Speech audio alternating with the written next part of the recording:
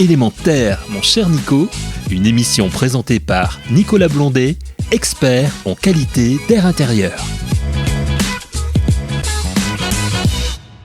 Chères auditrices, chers auditeurs d'Élémentaire, mon cher Nico, vous êtes avec nous ce jeudi matin de pleine forme, de bonne humeur. Il est 9h, la journée démarre bien et elle démarre par la prise en compte de notre qualité de l'air. Elle va démarrer aussi par apprendre plein de choses pour pouvoir agir mieux sur notre avenir et sur nos lieux de vie dans les bâtiments, puisqu'aujourd'hui on va faire état un petit peu de ce qui se passe dans les ERP, puisque la réglementation depuis 2018 impose, je dirais, de la mesure, impose de la vérification, de s'assurer que ces bâtiments soient sains pour ceux qui les occupent, bien évidemment. Pour ce faire, d'ailleurs, on va parler de mesures, puisqu'avant de savoir ce qu'il faut faire, il faut aussi regarder comment ça se passe, quels sont les polluants que l'on va pouvoir détecter, comment on va pouvoir adapter les situations pour faire mieux derrière. Et je reçois aujourd'hui la charmante, je dirais, créatrice de Cozy Air, et nous allons faire un petit tour dans le nord de la France, à Lille. Bonjour Lamia Mialet, comment allez-vous ? Bonjour Nicolas, je vais bien, et vous ? Eh ben écoute, ça va être très bien pour toujours se retrouver, pour prendre un grand bol d'air matinal avec Élémentaire, mon cher Nico. C'est toujours, je dirais, un plaisir de recevoir ces invités qui vont nous apprendre comment mieux faire. Alors, Cozy Air, un petit mot autour de cela. Cozy Air, donc c'est une entreprise qui, je dirais, fournit, met à disposition, surveille la qualité de l'air par des capteurs. Une entreprise, hop, je m'arrête tout de suite. Bon anniversaire. Merci. C'est 5 ans de création Cozy Air, et pour bien faire pour la qualité de l'air, on mettra pas de bougie sur le gâteau. Voilà. On va juste rester à se dire, bravo, applaudir depuis 5 ans. C'est une belle avancée quand on voit que la vie n'est pas forcément facile pour l'entreprise, mais je dirais un beau challenge que vous relevez et que vous avez créé avec Charles Corny. Dites-nous un petit peu qui vous êtes et qui est Cozy Air. Merci déjà pour vos vœux. Alors du coup, Cozy Air est une société spécialisée dans l'amélioration de la qualité de l'air intérieur. Cette société, du coup, je l'ai créée avec Charles Corny, et on est en fait tous les deux ingénieurs chimistes et spécialisés dans le domaine de la qualité de l'air. Et donc, ce n'est pas par hasard qu'on a travaillé sur le sujet et du coup créé la société il y a maintenant 5 ans. Alors, ingénieurs chimistes tous les deux. Petite question, comment on part d'ingénieur chimiste et qu'on se dit tiens, c'est de la qualité de l'air que je vais m'occuper? Est-ce qu'il y a eu un déclic, quelque chose de particulier, je dirais, entre vous, Charles et Lamia, pour se dire finalement, maintenant il faut agir et on décide de prendre cette voie? Exactement. Alors, vous avez introduit au tout début la réglementation par rapport aux ERP. Alors, il faut savoir que Charles, en 2014, il avait créé sa première entreprise individuelle pour justement répondre à la réglementation qui était déjà en vigueur en 2014. Il avait fait ça pendant 1 an et au bout d'1 an, il a dû fermer son entreprise parce que la réglementation avait été modifiée et est revenue du coup en 2018. Et moi, je l'avais suivi sur le terrain parce que voilà, on voulait travailler ensemble. Et c'est là où on avait constaté qu'il y avait en effet des problématiques de qualité de l'air dans ces établissements scolaires. Et la réglementation nous avait ouvert aussi les yeux sur la prise en compte de d'autres polluants et pas forcément que les polluants que la réglementation citait. Et le côté temps réel nous intéressait beaucoup parce que à la fois la mesure ponctuelle était intéressante, sauf que du coup, c'était plutôt des moyennes. Alors que le côté temps réel et la mesure instantanée permettaient réellement de se rendre compte de ce qui se passe et de constater vraiment qu'il y a une problématique, ou en tout cas comprendre la source du problème, pour résoudre très rapidement et pas attendre que la mesure soit traitée sur 1 mois ou plus. Et c'est comme ça qu'on a eu le déclic. On est alors dans la vraie vie de se dire, je regarde, il se passe ça et j'agis. C'est exactement ça. On ne se fait pas des nœuds au cerveau, on se dit maintenant, on doit avancer. D'ailleurs, cette réglementation pour les ERP, dans son évolution, on sait très bien qu'elle était passée par chacun va, selon ses consciences au niveau de collectivité territoriale, de dire je vais voir ce que ça va donner, je peux, donc je vais peut-être le faire. Et finalement, il s'en est pas fait tant que ça. Et donc, il a fallu passer à l'étape supérieure en disant maintenant, il faut le faire, vous devez le faire. Exactement, c'est tout à fait ça. Et en effet, on s'est rendu compte que les collectivités n'étaient pas aussi expertes dans le domaine de la qualité de l'air. C'est normal, ce n'est pas leur métier. Et donc, il a fallu aussi les accompagner dans la compréhension de ce sujet. Et c'est pour ça qu'on a voulu, dès le départ, utiliser aussi le digital et le numérique pour simplifier tout simplement la transmission de ce message. Ça passe par, évidemment, le management de l'innovation que vous avez suivi. Exactement. Aussi, effectivement, ça a beaucoup aidé parce que j'ai suivi du coup un autre parcours en entrepreneuriat pour structurer l'idée même de Cosière à l'époque, qui était une idée de capteur et d'amélioration de qualité de l'air avec un vrai service derrière. Et effectivement, ça a beaucoup apporté. Alors justement, ces capteurs, on en parle. Vous allez nous sortir. Alors il y en a un qui est très remarquable, c'est une pyramide à l'envers. Oui, une pyramide inversée, oui. Voilà, une pyramide inversée. Alors c'est totalement. Pour ce capteur, à l'intérieur, ça ressemble à une boîte, mais on va retrouver, et ça c'est quand même assez remarquable, on va retrouver énormément de capteurs différents et également avec des calibrages réguliers. On parle de capteurs dans l'émission de temps en temps, mais à un moment donné, on se dit il faut avoir les bons capteurs, la fiabilité des capteurs, la durabilité, ou la tenue dans le temps, et de savoir qu'on va toujours être fiable dans les données qu'on va recueillir, et également, ou plutôt pas également, mais vraiment, votre capteur le permet. De quelle manière? Exactement. Alors effectivement, c'est très bien ce que vous dites parce qu'il faut faire très attention au choix de ces microcapteurs. Et ça, c'est un travail qu'on avait fait avant même la création de Cosière. Donc on a passé 2 ans en R&D pour travailler notamment avec l'Institut Mines Télécom de Douai, parce qu'il y a un laboratoire spécialisé dans les capteurs qualité de l'air. Et nous, effectivement, c'est des capteurs qui existent sur le marché, sauf que ces microcapteurs, il en existe beaucoup. Et du coup, il a fallu justement faire une sélection sur le choix de ces microcapteurs. Déjà, qu'est-ce qu'on allait mesurer quand on parlait d'air intérieur en termes de polluants, de paramètres de confort? On voulait quelque chose d'assez global et prendre en compte justement ces principaux paramètres. Et on a fait un gros travail au préalable sur le choix de ces microcapteurs, sur leur sensibilité, leur fiabilité. On a fait d'ailleurs plusieurs prototypes pour pouvoir les tester. Et surtout, ce qu'on a fait, on a testé les microcapteurs en laboratoire, mais c'est surtout sur le terrain. Parce que tout simplement, on a remarqué que ça répondait pas de la même manière. Et même quand un capteur était dans un ERP, dans une école, une crèche par exemple, ou dans un logement, ou dans le tertiaire, et ben pareil, les activités étaient différentes. Le bâtiment pouvait être à côté d'une route à fort trafic ou pas. Nous avions des équipements différents. Et tout ça, il fallait aussi le prendre en compte. Et la réponse des microcapteurs était aussi à prendre en compte.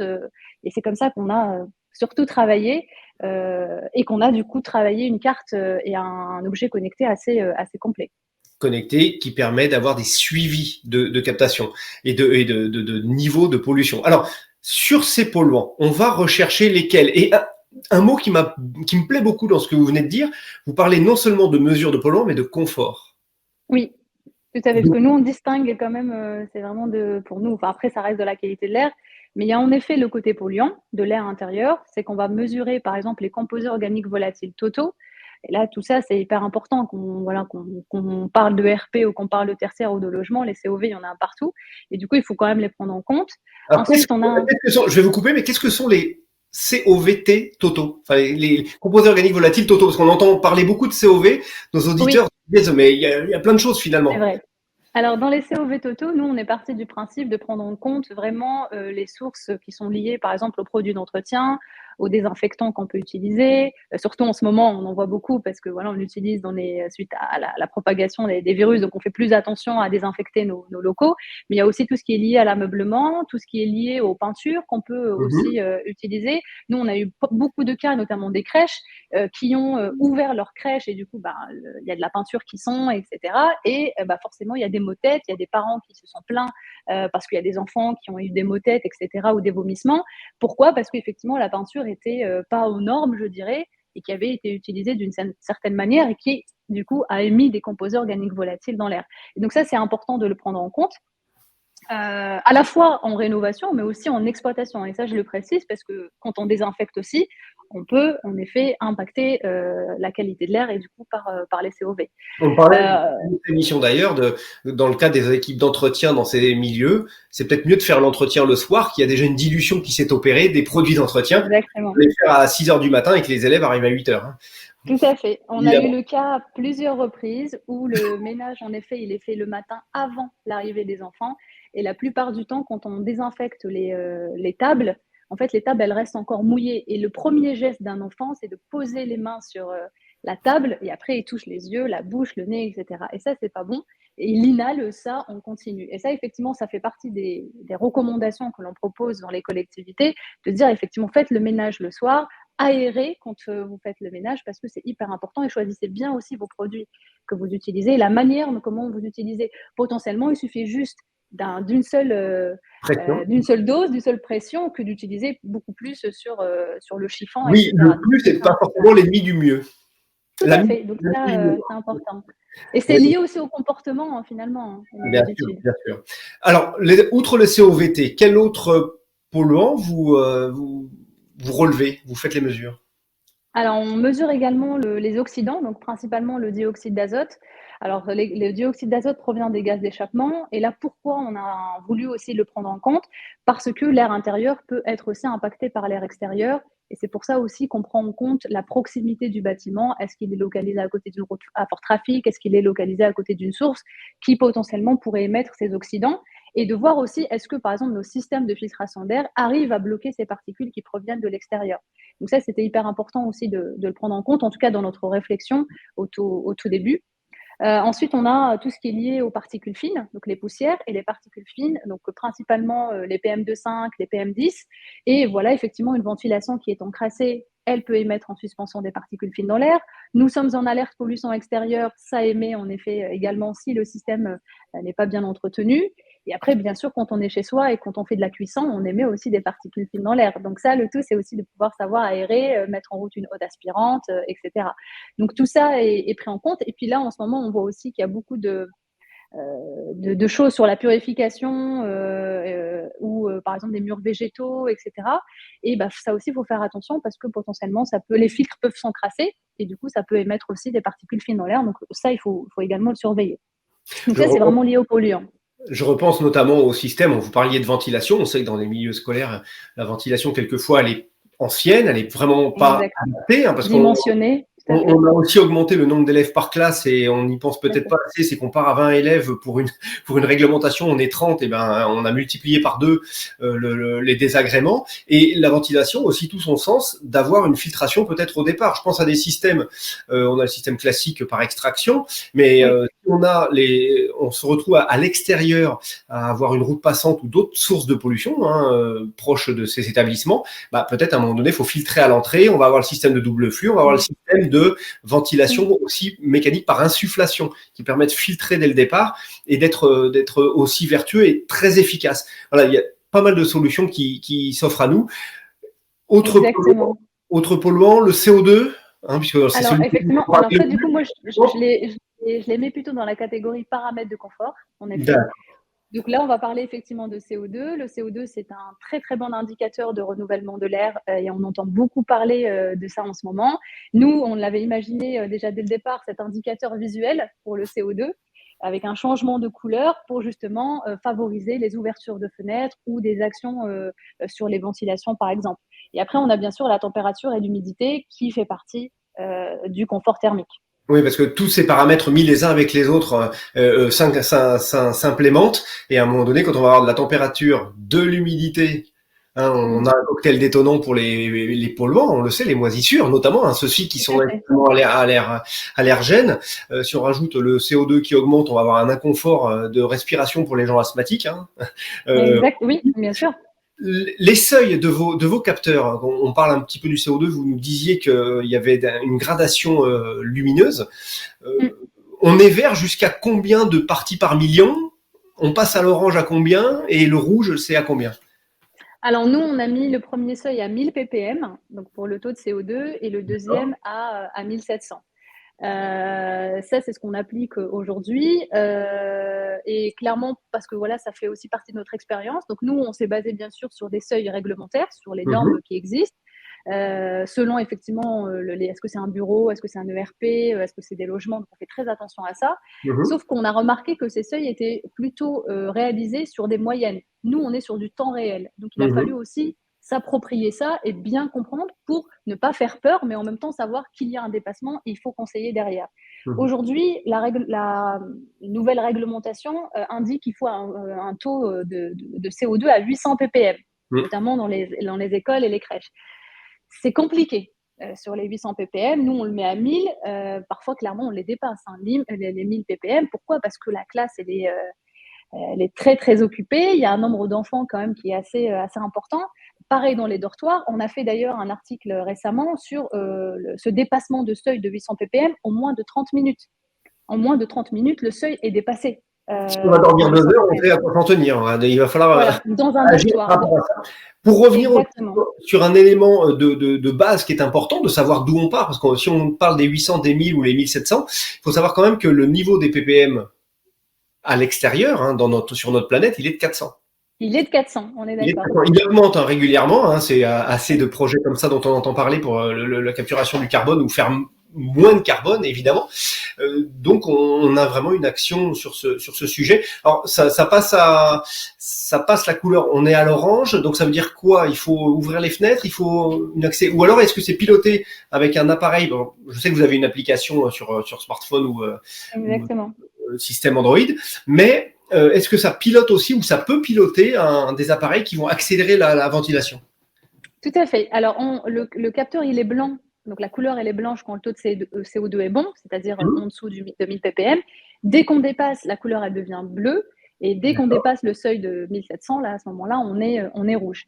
Et l'objectif, effectivement, quand il y a un dépassement, et pourquoi pas carrément anticiper ce dépassement, parce que c'est ce qu'on fait avec nos algorithmes, c'est justement de pousser des actions correctives. Alors après, ça dépend. Si vous avez votre bâtiment qui est connecté, à ce moment-là, on connecte nos systèmes avec les systèmes de GTB, ce qu'on appelle la GTB, donc la gestion technique de bâtiment, qui, elle, contrôle les équipements dans le bâtiment. Et à ce moment-là, notre condition, c'est de dire activer la ventilation maintenant avec tel débit pendant 10 minutes, par exemple. Et là, à ce moment-là, on arrive justement à baisser ce taux de CO2 moyen ou élevé. Et l'idée, c'est carrément de l'anticiper, c'est-à-dire avant même qu'il y ait un dépassement, de dire que c'est maintenant qu'il faut le faire, tout en faisant attention aussi aux économies d'énergie, parce que ça, c'est un vrai sujet aussi. Donc, en même temps, apporter du confort et le côté énergétique. Sauf que si on prend l'exemple des ERP, ce n'est pas tous les ERP qui sont équipés de ventilation ou de bâtiments connectés. Donc, il y a une autre manière d'aborder le sujet, d'abord par la couleur, et cette couleur permet justement de dire que c'est maintenant qu'il faut aérer, ou par exemple faire une pause et de dire maintenant allez les enfants, on va peut-être faire une pause, on va aérer un petit peu plus, ou aérer avant l'entrée justement des élèves dans la salle pour qu'on n'ait pas justement à dépasser ce seuil-là. Donc il y a un comportement aussi à avoir selon les bâtiments s'ils sont connectés ou pas. Alors justement, cette aide, ce pilotage de bon sens, on peut l'appeler comme ça.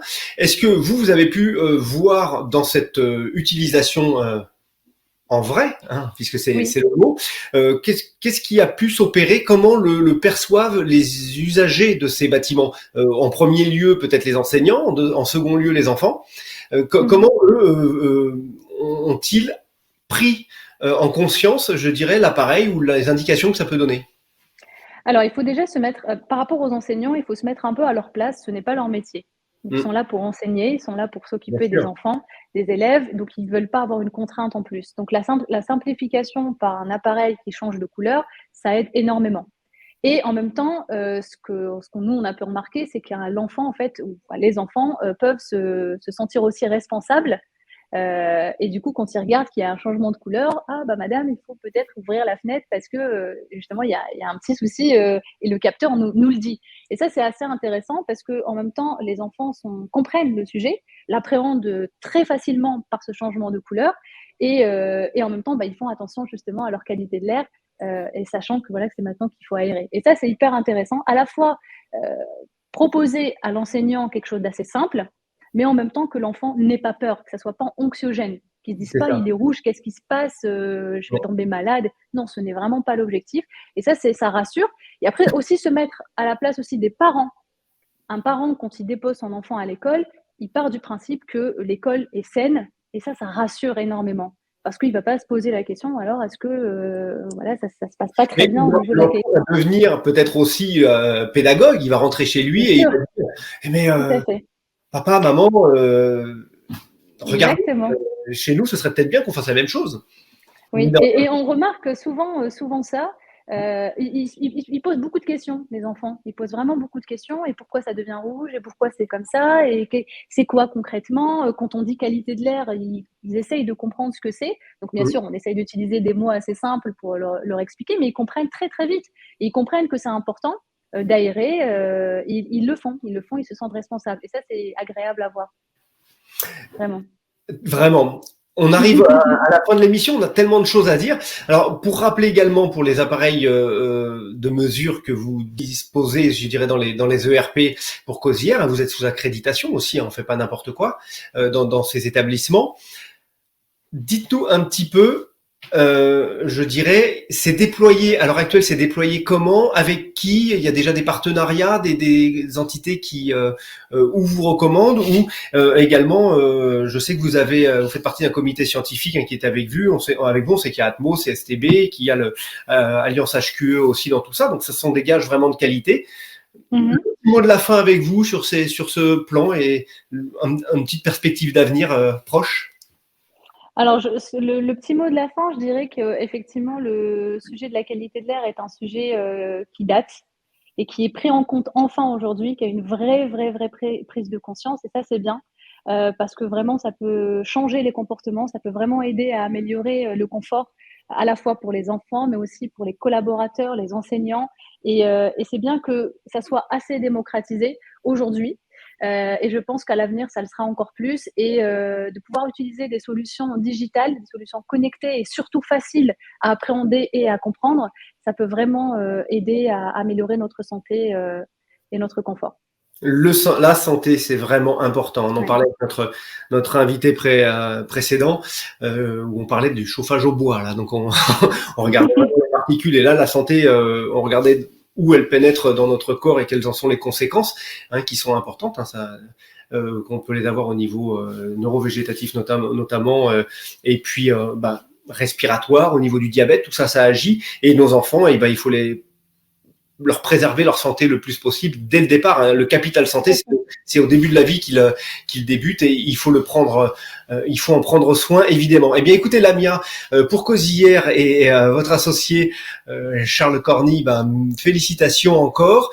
Gage qu'on se retrouvera dans l'émission. Le but, c'est de se retrouver sur la durée, de savoir un petit peu ce qui se passe, de constater ces évolutions, ces améliorations.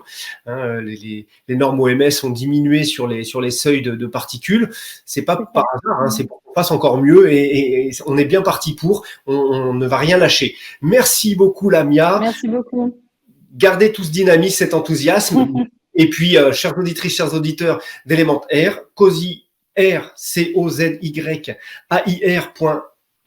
Vous le retrouvez sur le net si vous voulez plus d'informations. Et sinon, pour retrouver cette émission, c'est en podcast sur radio-imo.fr, bien entendu. Et on se retrouve les jeudis matins à 9h. À bientôt. Merci. Au revoir, Lamia. À bientôt. Au revoir.